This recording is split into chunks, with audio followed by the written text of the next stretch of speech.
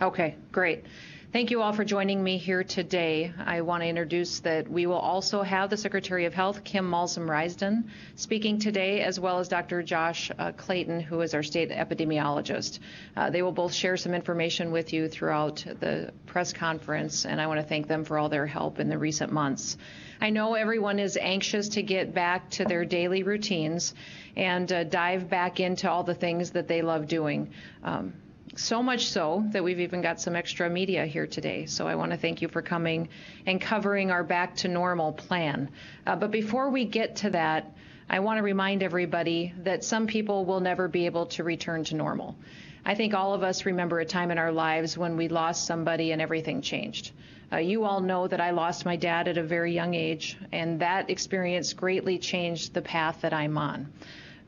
The infection and the spread of COVID-19 and the pandemic has greatly changed the path that many other people have been on in the state of South Dakota as well. We all knew that this virus would be deadly no matter what we did, and it stole husbands and wives, grandparents, friends, and those families and those loved ones will never be the same. These people, my heart breaks for them, and I will continue to lift them up in our families' prayers. What has been stolen from so many people during this pandemic, though, is time.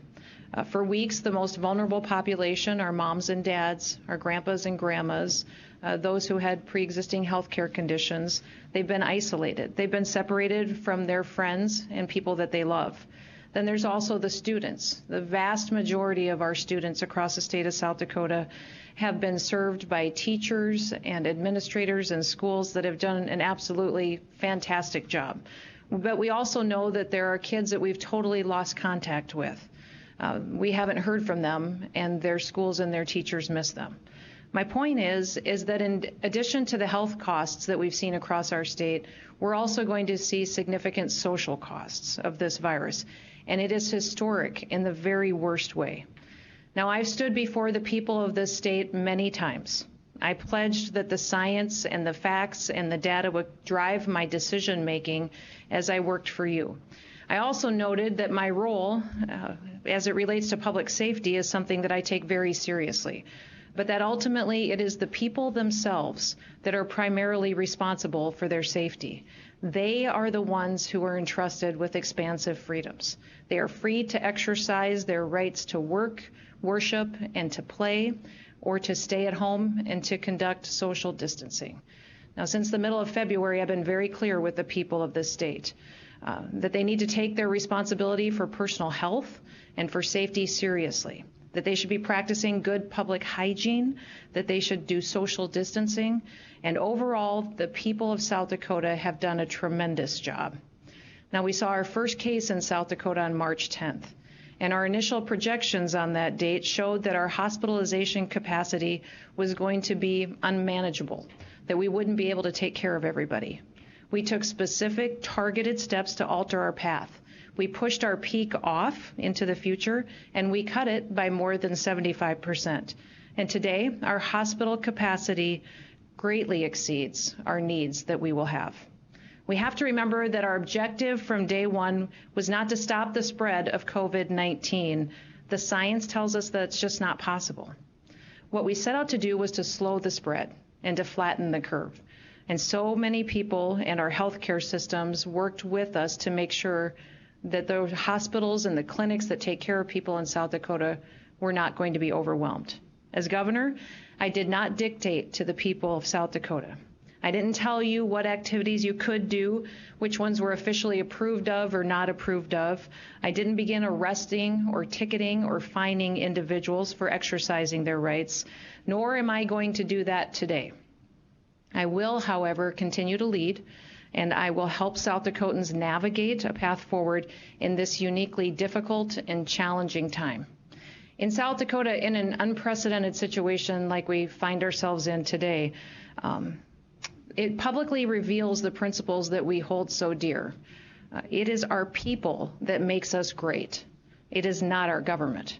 Many of you probably haven't noticed something when you walk into this room, but the door handle when you open this room has written on it our state motto. Our state motto is, "Under God, the people rule." That is what our system of government is all about. The people of South Dakota are the source of the power and the legitimacy of our government, not the media, not the politicians, not political parties. That's a healthy perspective for an elected official to keep in mind. So with today's plan, I am not announcing any new government programs, more red tape, more prescriptive phases or tight controls or anything like that. That is not South Dakota. Rather, the plan I'm unveiling today puts the power of the decision-making into the hands of the people, where it belongs. Today's plan relies on South Dakotans to continue to exercise common sense, reasonableness, innovation, and a commitment to themselves, their families, and in turn, their communities.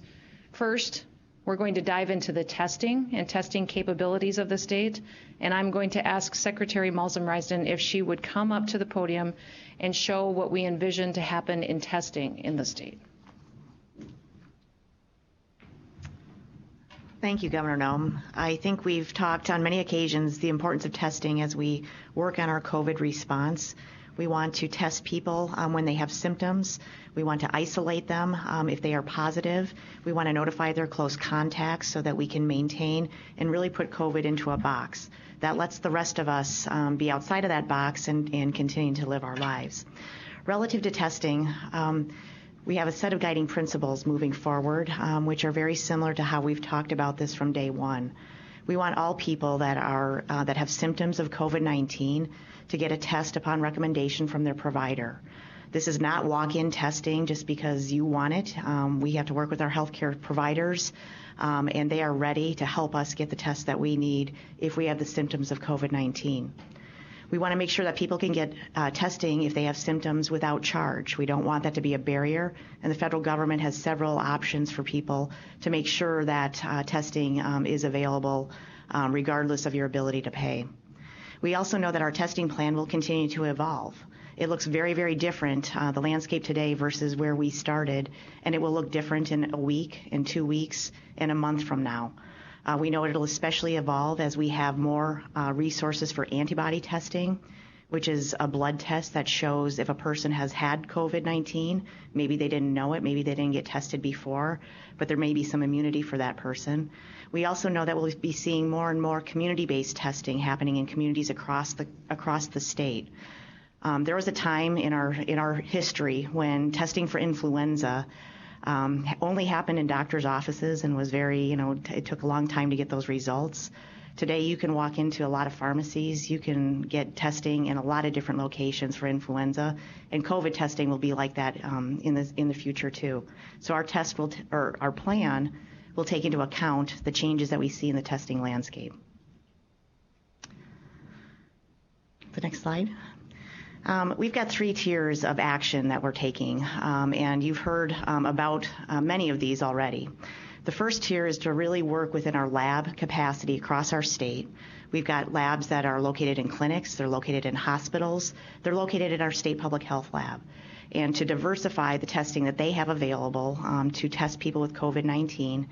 The reason diversification is important is because we know the supply chain is very fragile, and it's been a problem for us as we've gone along, and so having a diversity of testing is very important moving forward.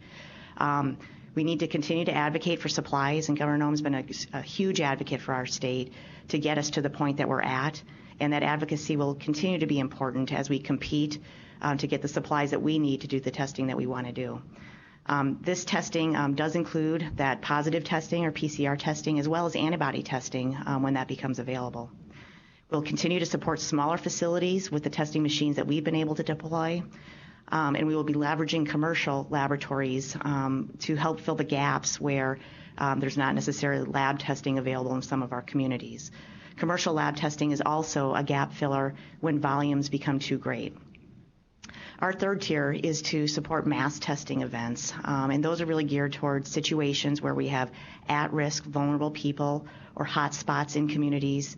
And we also have the ability to use our mobile public health laboratory, which we use every year. We get to practice with it every year out at Sturgis for the rally when we do water sampling tests. And so it's a great resource. We're one of few states that actually has this, and it will be a resource for mass testing in the future if we were to need it. We now have the capacity to test 3,000 people in a day. That is well beyond what the need has been.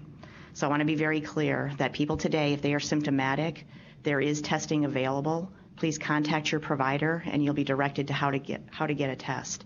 We're going to increase that testing to 5,000 people a day, and we feel that that will meet the need moving forward. What you see here on this map is a current landscape of where we have testing available in communities. We've got 108 different instruments available in 40 communities in the state. Those communities and communities that don't have current testing capacity will have access through commercial private laboratories. And so testing will be available statewide, and it is available in all of the communities that you see right there.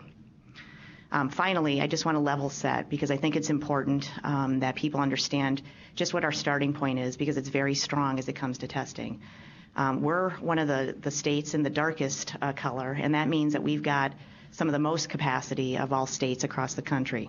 So our states and other states in the Midwest here are able to test over 900 people per 1,000 people on a monthly basis. That means we are well positioned to accomplish our plan to test every person that is symptomatic who needs a test according to their provider. We're on strong footing, and I'm very optimistic that this test will be ready to roll out in the coming days. Thank you. Now, I do want to remind everybody that as we do more testing in the state of South Dakota, we will see more positive cases. So don't be surprised when you start seeing our positive cases go up. We know we still haven't seen our peak infection or hospitalization rate, and that is what we will continue to focus on, is that hospitalization rate. That's the number of serious cases that will need care that we are building capacity towards. So we are still building capacity towards the projected model that I showed you several weeks ago, even though we are confident we will not need that full capacity. I told you before that I plan to be over-prepared, and we still will do that, while all the measures that South Dakotans have taken have put us in a much better position to tackle what's ahead of us. Now I want to turn to Dr. Josh Clayton, who's our state epidemiologist, to give us some information on what some of the new data is looking like for our state. Thank you, Governor. So I do want to start by thanking all of the health systems out there. We've had constant discussion about where we're at with our overall predictions, and that has really helped inform our statewide model. So the information that you'll be seeing here momentarily is our updated projections that show the number of hospital beds that are needed to respond to COVID-19, and that really is decreased since the last time we spoke on based on the available evidence. So we have if you look at the chart in the red, that's the no containment or no social distancing route. So if we had not implemented anything related to containment measures, so isolation of cases, doing the contact tracing, that would be that red curve, which we would have needed over 10,000 hospital beds at our peak, and that peak would have occurred much earlier. Based on actions that have been taken, both by the government as well as by individuals, it really has been able to decrease that. So on April 3rd, our projection, which is in the blue, was about 5,000 hospital beds and about 1,300 ventilators that were needed based on current containment, current individual action. And then on the 15th, April 15th, we had the green curve that was showing the hospitalizations that were needed. We estimated about 2,500 beds at peak would be needed to respond to COVID-19. Today we have additional update in that yellow curve, which is looking at about 2,200 hospital beds, as well as about 600 ventilators that would be needed to respond to COVID-19. This is well within the projections that we had originally put out there, and which is in the blue, and that is something that blue curve is really what we're focusing on in terms of our overall preparedness. This slide does show the updated projections for South Dakota and some of the assumptions that have been modified over time. So the primary focus is on hospital beds. We originally predicted peak need of about 5,000 hospital beds, and that had been originally cut in half to about 2,500 beds. And that's really that reduction in overall hospitalization rates that we were seeing in New York and other jurisdictions. We then have a little bit of a decrease in our hospital length of stay, and that's what's driving the current changes. So we had about 2,500 beds that were needed at that time, reducing down to 2,200 beds as we see that individuals who are infected with COVID-19 that do need supportive care at that hospital level has been reduced from about 7 days down to about 6, as what we're seeing on the ground. The other information as it relates to this comes around the ventilator need. So we had originally predicted about 1,300 ventilators would be needed to meet that peak need. And what we're seeing now is it's been decreased down to about 600 ventilators at peak. The focus here is that individuals who are those most severely ill are not requiring ventilatory care at as high a level as had initially been anticipated. So really what we're seeing overall is a better reflection of what's happening on the ground in relation to individuals who are at greater risk for hospitalization and those severe illnesses. And so, it is important that individuals, as we're looking at revising these models, really do focus on what individual actions that they can take to decrease their risk of COVID-19. And that's focused on washing your hands often, practicing good physical distancing, calling your doctor, and asking them about testing if you have COVID-like symptoms. And then, of course, staying at home if you're ill. That's probably one of the biggest things that you can do is, not being out within the community and potentially spreading COVID-19 to other individuals. So, that. Thank you.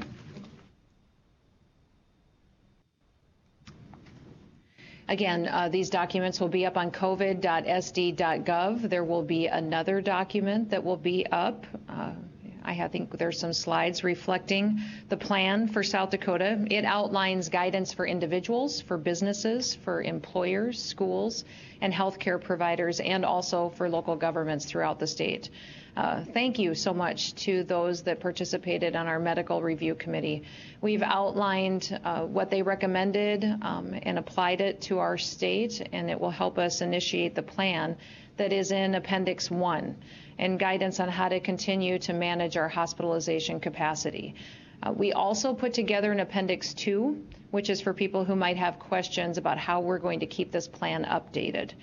Specifically, what I'm laying out in this document that I'm giving you today is what I'm giving you some basic instructions for different entities. To the people of South Dakota, I'm going to tell you and ask you to keep practicing good hygiene. It is imperative that you continue to wash your hands with soap, that you continue to stay home when you're feeling sick, call your doctor. And I know there's much more capacity now for testing, and your doctor will decide with you if you need to get tested for COVID-19. Continue to practice physical distancing where appropriate. We can't afford for everyone to go back to their normal lives and 2 weeks, 3 weeks from now see a huge spike in infection rates and put too many people in the hospital. So it is still incredibly important that you still practice physical distancing and that that's implemented in your day-to-day lives. Take extra care to practice these things. We also ask our vulnerable population to continue doing what you've been doing. Practice your good hygiene, stay home, only go out for critical trips, and make sure that you're staying away from people who could have been exposed to the virus.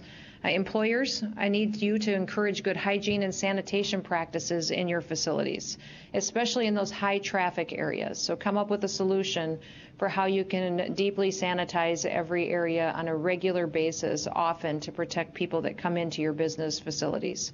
Encourage your employees to stay home when they're sick without penalty.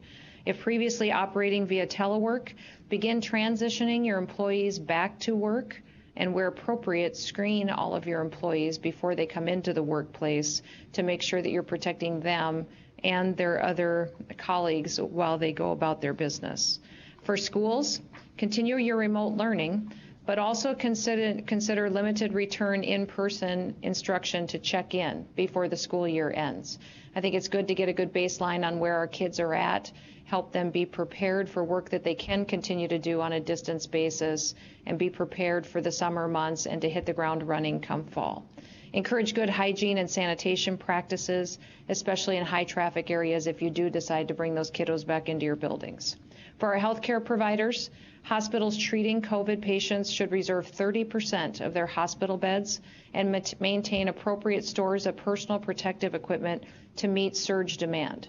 It's incredibly important that they hold that reserve of bed capacity and that they are prepared with the personal protective equipment that could be necessary. Other hospitals and surgery centers must have updated transfer protocols and have adequate stores of independently sourced PPE.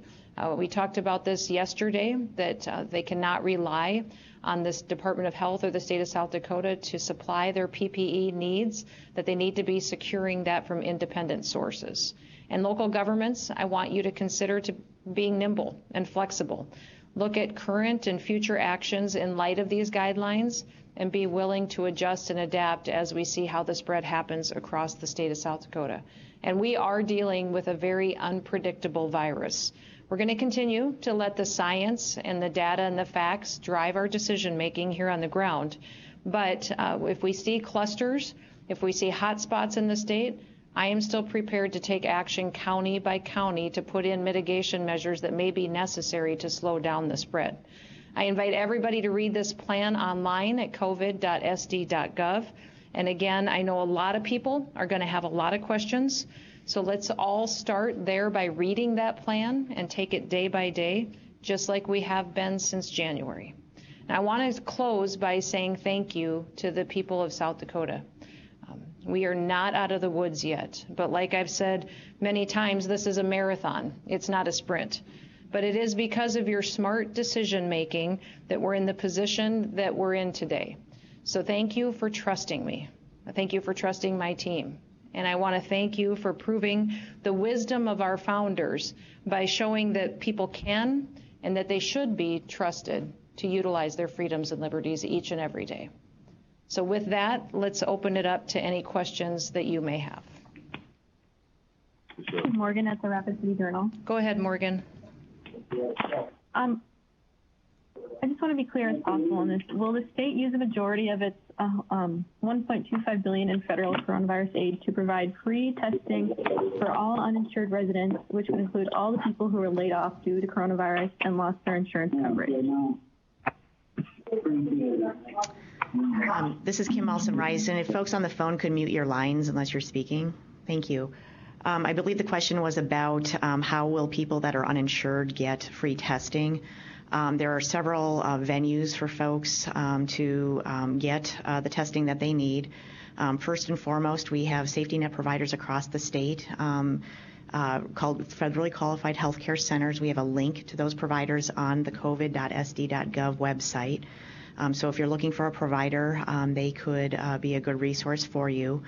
HRSA, which is a federal agency, has recently put out specific funding for providers to access when they're treating or testing uninsured individuals. So there is a direct way for providers to get reimbursed, and we will help those providers learn how to access that funding as needed. A follow-up to that.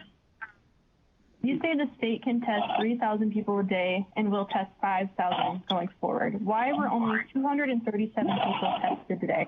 And why has only 2% of the state been tested so far? I mean, is that satisfactory enough of a number to say, let's reopen the state? Morgan, this is Christy Noem. I'll answer your question. It's because that's the amount of people that their doctors recommended that they get tested. So it is individuals that said they weren't feeling well, called their doctors, they went through their protocols and decided that they needed a test. That's not something we decide at the state of South Dakota or the Department of Health. It's something that a patient decides with their doctor, and that's why that many tests are run each and every day. Please mute your lines. We've got a lot of feedback on the line, so if you all could mute your lines. If you're not asking a question, that'd be fantastic.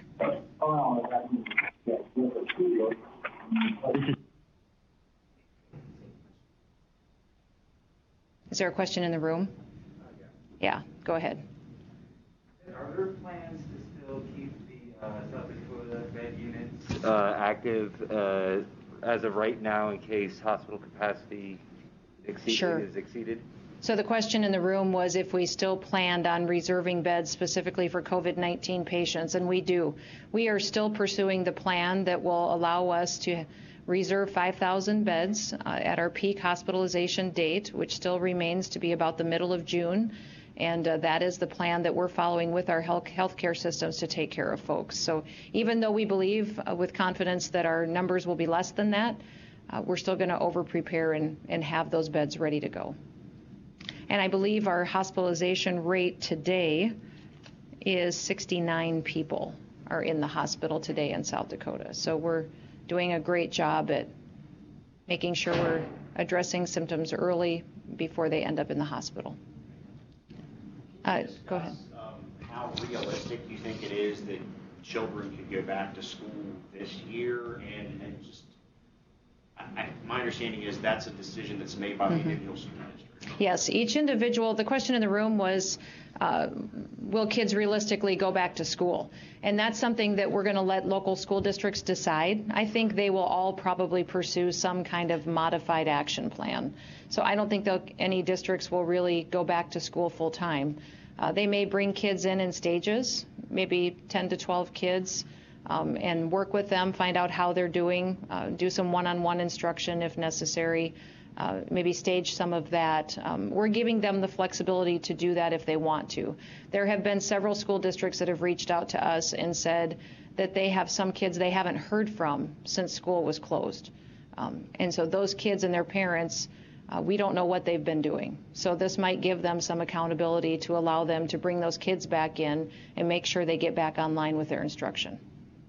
And we have been following up and coordinating with those school districts on those kids, but that's why I referenced that we don't just have a healthcare concern in South Dakota. There's also social and educational concerns besides the economic concerns and every other ripple effect that's happening because of this virus. Is there another question in the room? Go ahead, Bob.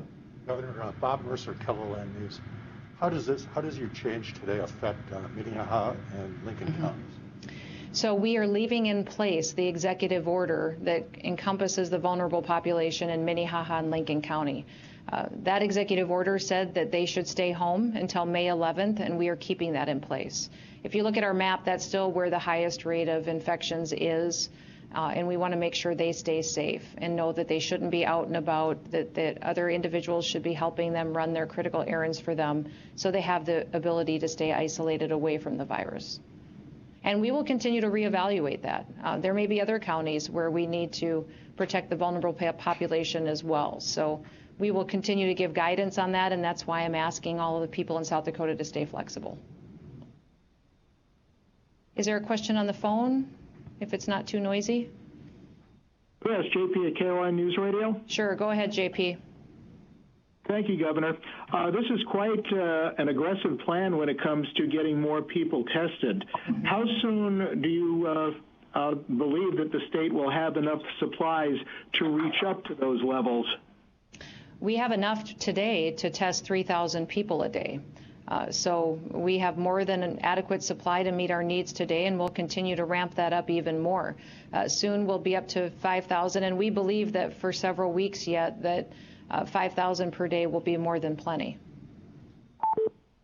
Thank you. Thank you. A question in the room? Stephen Gross from AP. Stephen, I'll come back to you. let Stephen go first? Okay, we're going to let Stephen ask his question. Go ahead. Thank you. Yeah. So the projection that you shared today doesn't show an increase in infections. Does that mean that you are operating under the assumption that the same level of social distancing will continue underneath your new recommendations? No, it's projecting where we have been with the mitigation measures that we've been. So since we last released projections, now we're showing that we're going to need less beds in our hospital capacity to take care of individuals. So that is showing a result of where we've been. Today, the plan that I'm announcing is how we get back to normal, and then also we will continue to reevaluate that. That we will be more than willing to come back if we start to see more spread and people getting sick, that we will put more mitigation measures in place. But that's why you saw me lay out guidance for individuals and for businesses, and that it wasn't just go back to normal life today. It has specific recommendations that I need them to follow to make sure that we're still successful in protecting the public. I'm going to let Kim give you a few more details, Stephen, to answer that question. Thank you, Governor. I guess the one thing that I would add is that we do still project 30% of the population becoming infected over a period of time, and so we are planning for that number. That has not changed. And again, I think the testing plan that we have in place will accommodate that. We need to make sure that we can keep up with contact tracing so that we can, again, isolate people so that the disease does not spread as far as it might. But with these kinds of things in place, we think that we can be successful with the numbers that we're putting out today. Just so I'm clear, then, is there an estimate of peak infection that will happen with the new guidelines? Yeah. Stephen, the number of infections has not changed. Again, it's still based on the population. What could change, depending on people's behavior, is if they don't continue to do some of the things that the governor has laid out, we could see an increase in cases, and that's what we'll be watching for.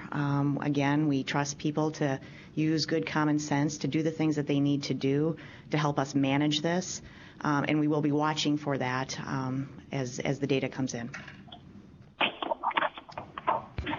And Stephen, I would just add that if you look at that chart that we gave you today, you'll see that we lowered the number of bed number that we would need, but we also pushed out our date by a few days because of where we're at. So the same amount of people will get infected over time, just the more we flatten that curve with mitigation measures, the longer that we will be dealing with the virus. So we see a potential now for more people to get infected faster if we take off mitigation measures. So that's the balancing act we're trying to do, is to, we can't stop the virus. It's going to go through South Dakota. People will catch it. The number of people that will get infected won't change, but how fast they do and our ability to take care of them is what we're looking at. I want to be able to take care of everybody who's going to need hospitalized care or physicians' help to get through it, and that's how we're basing our actions. Governor? Yes, Bob in the room? Yeah. Will people get confused by this change in plans? You know, they could, but they've obviously been focused on what they can do to be a part of the solution. I think that's what's been remarkable about the people of South Dakota is they want to protect their communities, but they also see the other consequences of everybody staying at home as well. They're concerned about their businesses, their main streets, their families that want to put food on the table too. So I would encourage everybody that if you're confused at all, it's laid out in that document that's on covid.sd.gov. That's why we broke it down specifically for what individuals need to do. That's why we have a whole section on what businesses should do. We also have a whole section there on what healthcare providers should do. So if somebody's wondering, my kids haven't been to the dentist for a year and I've been meaning to schedule their cleaning appointment, go look at what the healthcare guidance is and call your dentist. Say, do you have personal protective equipment? Will you be open? What are you doing for mitigation measures to protect my kids while they're in there? And then you decide if you want to schedule that appointment. So it's not just like we're going back to schedule an appointment and just show up. I'm still asking that dentist to do specific things to protect health. I'm asking as a business for them to take measures to protect their patients. And I'm asking that parent, that individual responsible for that child, to make sure they're still taking actions, to ask a few more questions and be responsible to do it in a manner that will slow down the spread. It's all in that document, and the executive order for Minnehaha and Lincoln County for vulnerable populations stays in place through May 11th. And just know I could be back here in a week saying, you know what, we've got another hot spot, we're going to address it in a different county. Yes, Joseph. Ma'am, earlier you said you're working with the government about fixing the 1.25 billion to see if you said you're still working on it. How is the progress on that, and what kind of progress? Like, will Congress need to go back in and can someone just sign something, or do they all need to vote again? Does it need to be done state by state, or can they go, yeah, you guys got your stuff together, go big? There's a couple of different ways that we could see some flexibility with the revenue that we've received from the federal government. One would be for Treasury to give us some flexible guidance on how we spend the money. They give us the regulations between how we can spend it. Is this a viable expense? Is this not? So they could give us some flexibility there. My preference would be that Congress would pass it into law. Then it's predictable, it's consistent, and that they would recognize that this is a problem for every single state in this country, and that we're the ones on the front line of this response, taking care of people, and that it's a recognizable impact that we're dealing with each and every day. So I do believe that's resonating. If you listen to members of the Senate and the House talk, they recognize this is an issue for states, and they indicate that they might consider some kind of adjustment in the future. Patrick Callahan, South Dakota Broadcasters. County by county enforcement, just to follow up with Bob's question there, that's proven difficult in the past. What is changing, and how would that look if you had to go county by county? I don't know if it's proven difficult. I think it's worked very well in several instances. You look at what happened in Beadle County, what the actions that Huron took were extremely successful. We've got other areas where they had several cases that popped up, and they took action, communicated with their business owners, recommended some protocols in place for individuals, and those counties went from having a handful of cases to having none today. So we've seen Smithfield and the issue that we've had in Minnehaha and Lincoln County. The city has taken some action. The county and commissioners and I have been having weekly conversations. They don't have quite the same authorities that cities do, but that's obviously a conversation that we continue to have with those mayors and county commissioners, is if we see a concern in that area, not only will I address it with the authorities that I have, but also I will be communicating with them on what they can do. Is there a question on the phone? Josh with the COVID News Now. Yep, go ahead, Josh.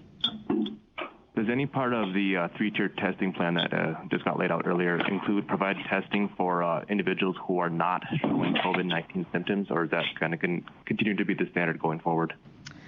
So this is Kim Alson-Rice, and testing of asymptomatic persons would come into place perhaps if we're doing mass testing in reaction to a specific hotspot or location that requires, that kind of an approach. So there could be some asymptomatic people that would be tested in that context.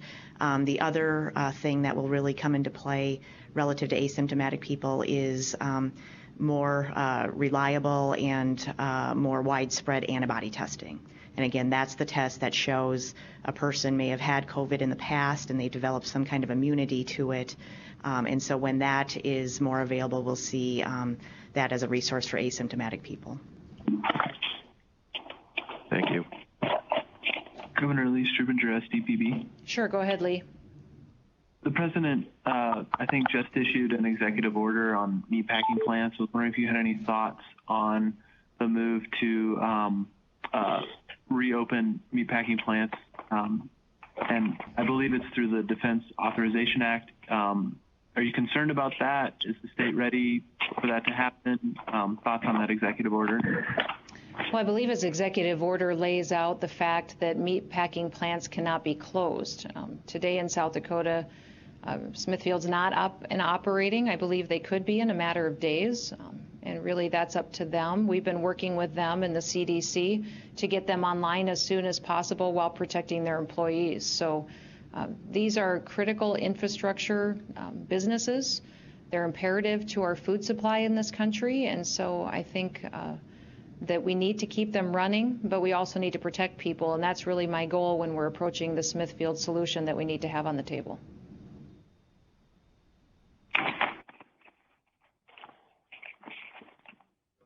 This is Lisa with the Argus Leader. Okay, let's go to Bob in the room, and then I'll go to the Argus Leader on the phone. Go ahead. Thanks. A number of states today announced significant changes. This comes in the wake of the conference call with the president yesterday. What did he urge you? What was his message to the states in that conference call? Well, the president communicated his desire to see the country back open for business. I certainly participated in the call and listened to the conversation, but we're in a different position than a lot of states are. We just never shut down businesses. We didn't tell people to shelter in place. So I did, with that conference call and the president's advice, exactly what I've done since January, and that's listen, be teachable, take in information, but then make the best decision on what's going to work here in South Dakota and what I think is best for our people. That's my job as governor, and so I appreciated the insight in hearing what was happening in other states, but at the end of the day, if we can use some of that information to make better decisions, that's good, but I'm going to continue to reflect on what happens here in South Dakota and make adjustments. Lisa, was that you on the phone? Yep, there was. Okay. All right, go ahead. Yeah, are there any specific criteria that need to be met in order for the back to normal plan to go into place, or can both businesses open tomorrow if they want to? Well, if you look at that document, it lays out that our testing, where we wanted it to be, our criteria for how we were going to deal with that, also our ability to care for individuals. It also lays out different mitigation measures that different groups of people could take. I'll let Kim give a few more of the considerations that people should be thinking about. Thank you, Governor. So Appendix 1 of the plan is the criteria for the plan to be initiated, and so there's 4 different categories. Symptoms is the first one, and that is where the testing capacity really comes into play, as well as the monitoring that we can do at the state level of influenza-like illnesses and how many clinic visits are associated with what could potentially be COVID-related illnesses. The second main area is cases and what is happening with our overall trajectory of cases over time. And so we want to see that trajectory moving downward. We also want to have awareness around clusters, and we don't want to see clusters that are posing a risk to the public. And there's some specific criteria for what that means. The third area is around hospitals, and hospitals have to be able to treat people without crisis care standards, that there has to be testing programs in place for healthcare workers who are especially at risk. And then hospitals have to also have adequate PPE supplies so that they can equip their healthcare workers to stay safe. Finally, we added some things at the state level that are going to be really important for us to be successful. The first is that contact tracing, and we've talked about that on numerous occasions, that we're able to keep up with that and to isolate people as needed. The last thing is that we have capacity to help businesses in the state, and that's beyond just the Department of Health, but other state agencies and other industry groups play a role in making sure that businesses have the guidance and the help that they need to help their workers stay safe from COVID. And so the last part of the plan is to make sure that that's in place, and I'm happy to report that it's in place as of today. Governor Seth Tupper, SDPB. Yes, go ahead. Park Service said today the fireworks will go forward July 3rd at Mount Rushmore. That's an event that has drawn tens of thousands of people in the past. So what's the plan there to keep that from becoming a potential COVID hotspot? Yeah, we're excited that this will be happening at Mount Rushmore. We've been working on this for quite some time. I want to thank the President and the Department of Interior for working with us to make it happen.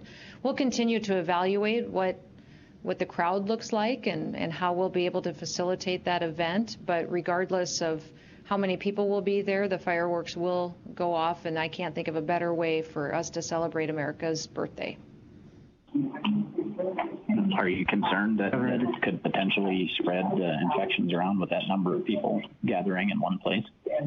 No, we're going to continue to evaluate the event and what it looks like, if people will be there, how many people will be there, and how we'll facilitate it. So obviously, public health will be a concern into the future, and we'll make adjustments. Governor, this is Stephen Groves from AP. Sure, Stephen, go ahead.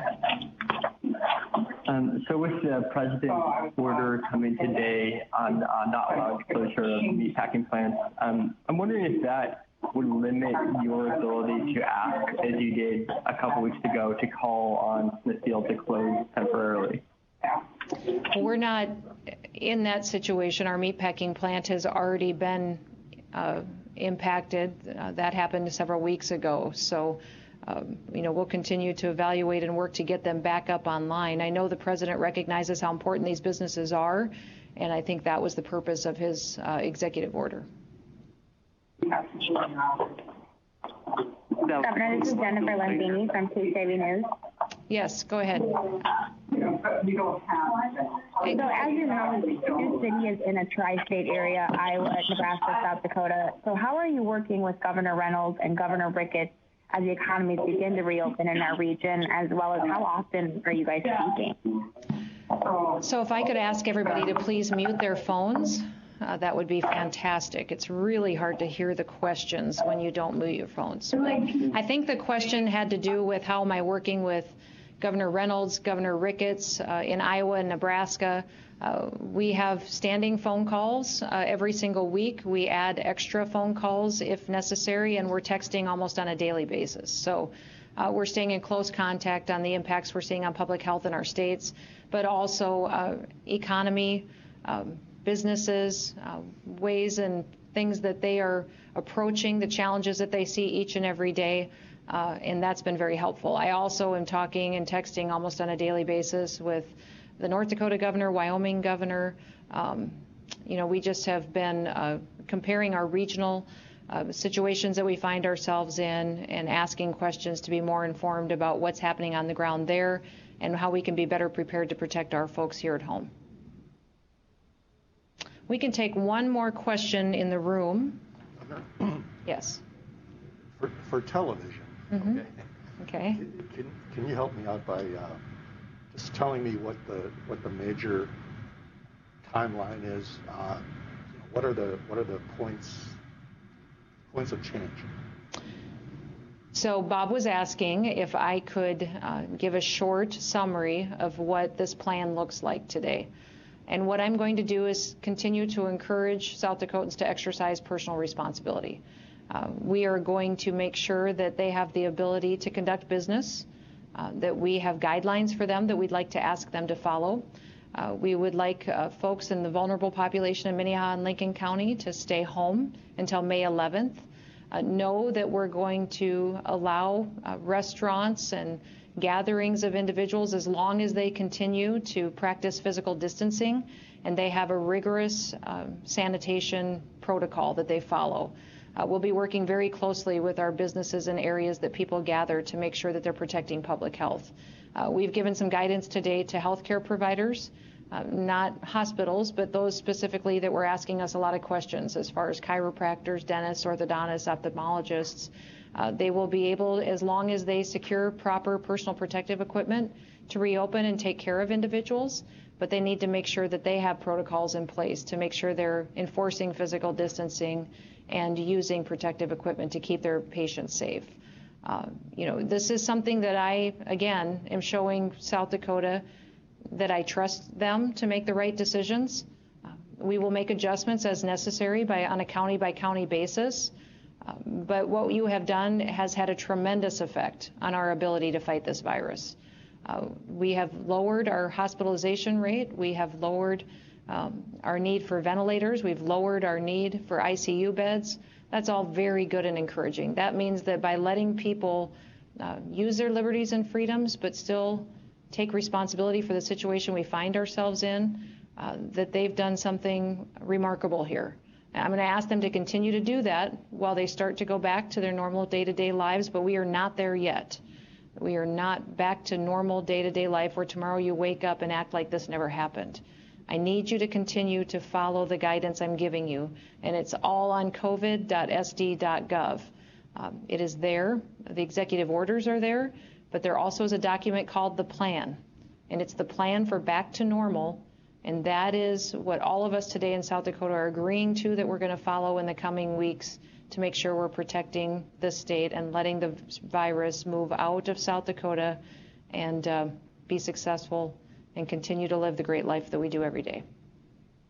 Sound good? Thank you, everybody.